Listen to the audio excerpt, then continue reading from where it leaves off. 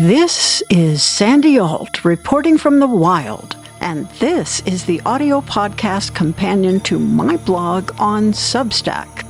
This is episode 31. Here Comes the Sun. What a long, dark year it's been. For the final podcast of this year, I want to depart from talking about current events. I want to focus solely on the wild and leave you with some light.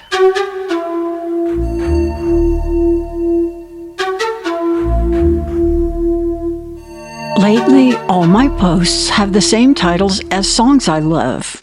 The uplifting earworm of a song by the Beatles, Here Comes the Sun, written by George Harrison, is perfect for the solstice. You can almost hear the melody to these lyrics. Little darlin', it's been a long, cold, lonely winter. Little darlin', it feels like years since it's been here. Here comes the sun. Here comes the sun. And I say, it's all right.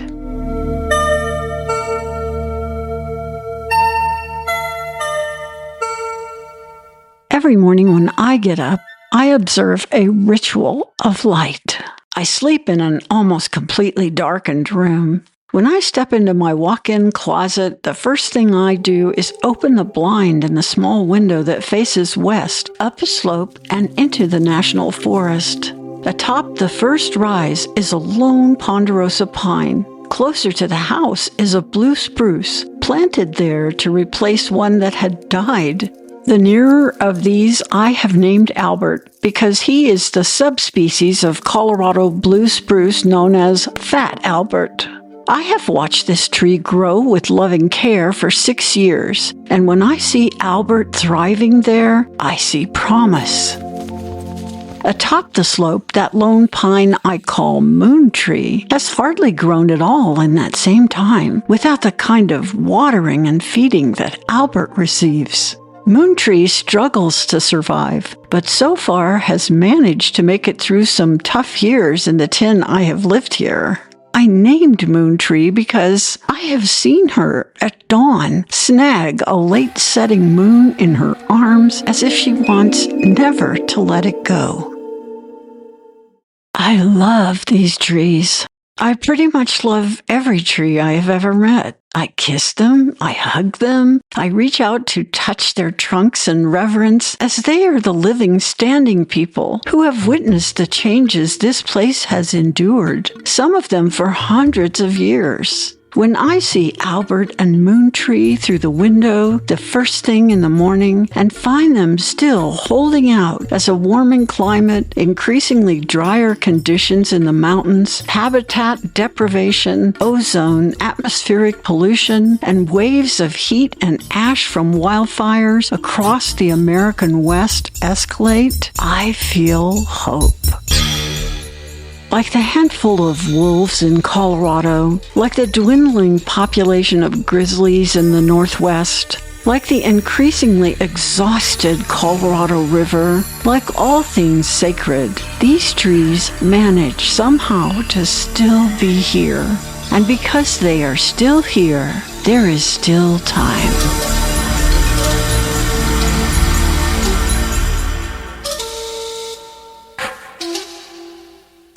The solstice is a sacred celestial event, and traditionally, as the days grow longer, we continue to celebrate the increasing light.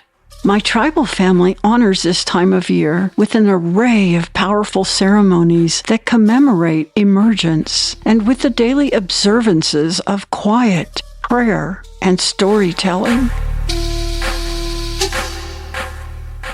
Because I am a storyteller, this all rings like a holy hymn in my heart. I need this kind of ritual like my 2 trees who mark my mornings need water, air, space, and light to grow and to embody beauty and restoration.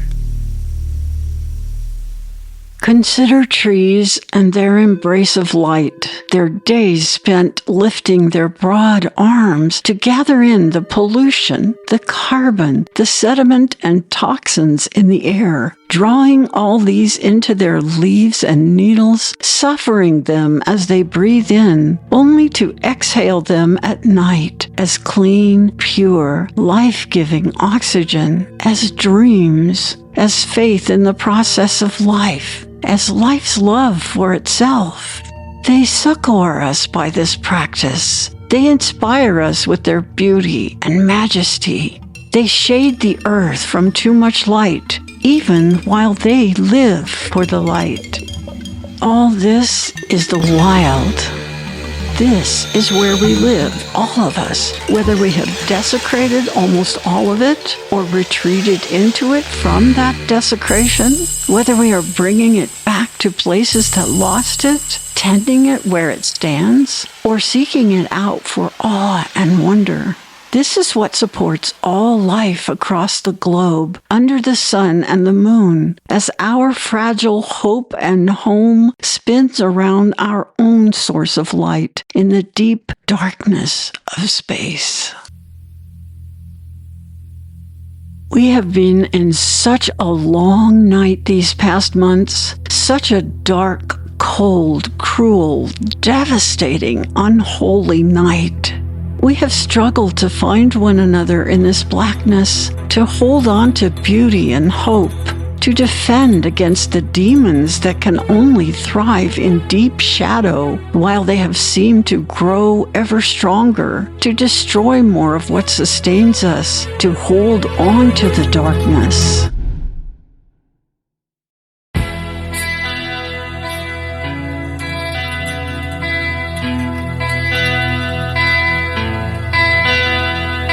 In spite of this, I am inspired by Moon Tree, who, in her love for life-giving light, often catches the setting moon in her branches and holds onto it until the sun can manage to rise again. You are my moon tree, dear friends. You are the defense against darkness, the guardians of love in these past long nights of deprivation of decency, the survivors of what has been a protracted integrity drought laced with toxic overwhelmment and intensifying despair.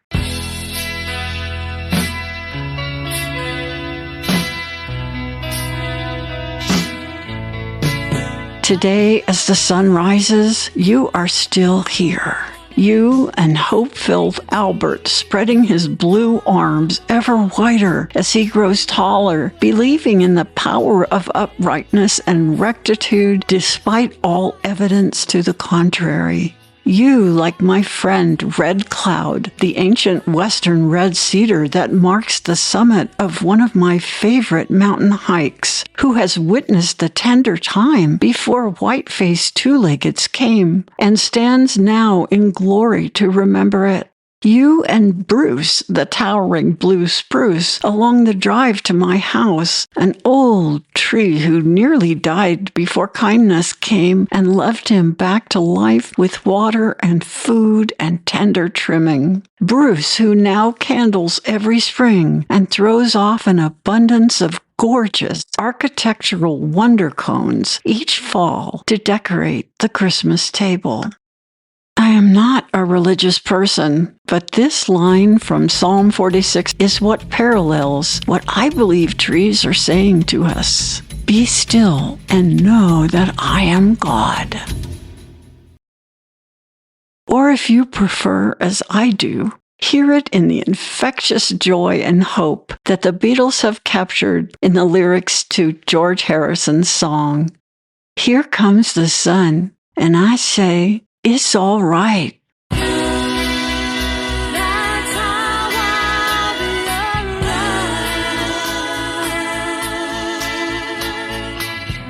Thank you for holding on to the light with me. Here comes the sun.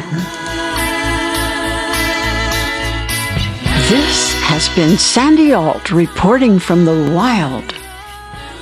Every week or so, I publish a written article on Substack, and then, a few days after, I produce an audio podcast version like this one, with original music, sound effects, and an array of voices from the community. You can read and subscribe to the companion to this podcast at sandyalt.substack.com. And if you want more stories from the wild, look for my Wild Mystery series in book, audiobook, and ebook. You can start with any book in the series and go wild.